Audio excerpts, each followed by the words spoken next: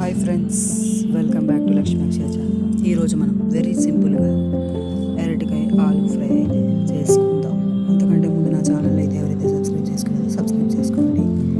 అరటికాయ చాలామంది ఇష్టపడరండి తినడానికి. ఇలా సింపుల్గా చేసుకుంటే తింటారు. ఇలా అయితే ఒక్కసారి అయితే ట్రై చేయండి. ముందుగా అరటికాయలు బంగాళదుంపలు చక్రాల్లా పోసుకొని మనం ఒక నీటిలో అయితే వేసుకోవాలి. దానికి కచ్చా దంచి పెట్టుకున్నాం వెల్లుల్లిపాయలు, కారం, కరివేపాకు, ఎండుమిర్చి, ఉప్పు, పసుపు, పోపు సామాను, ఆయిల్. ముందుగా అయితే స్టవ్ అయితే వెలిగించి కడాయి అయితే పెట్టుకుందాం. ఇప్పుడు పోపు సామాన్లు ఆయిల్ అయితే వేసుకొని పోపు సామాన్లు కచ్చా దంచి పెట్టుకున్న వెల్లుల్లిపాయలు, కరివేపాకు, ఎండుమిర్చి అన్నీ వేసుకొని వేయించుకుందాం. వేయించుకున్న తర్వాత ఈ అరటికాయ ముక్కలను అయితే వేసుకుందాం.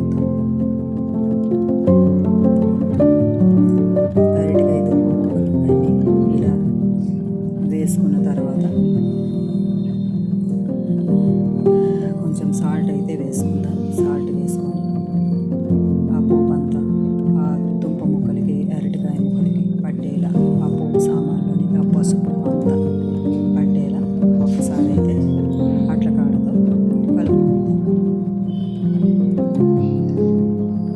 ఇలా అన్నీ వేసుకున్నాం కదా కడాయిలో. ఇప్పుడైతే సరిపడా సాల్ట్ అయితే వేసుకుందాం.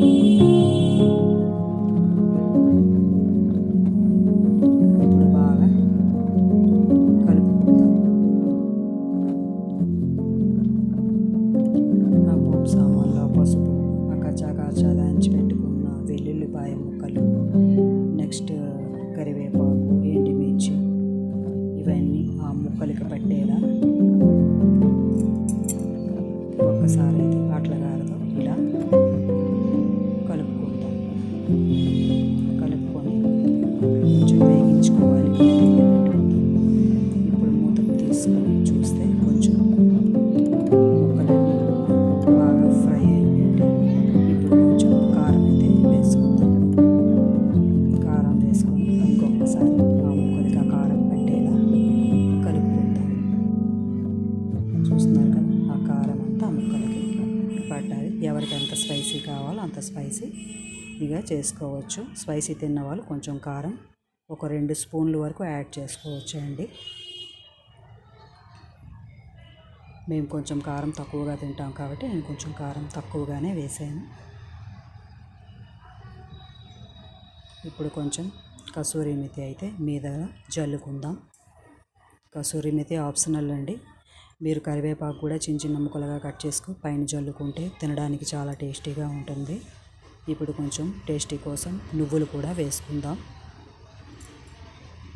నువ్వులు వేసుకుంటే చాలా బాగుంటుంది. ఇలా ఒక్కసారి అయితే ట్రై చేయండి. ప్రతి ఫ్రైలో మీరు నువ్వులు పైన జల్లుకున్న, లేకపోతే పోపు సామాన్లు వేసినప్పుడే నువ్వులు వేసి వేయించుకున్న ఆ కూర టేస్టే వేరు.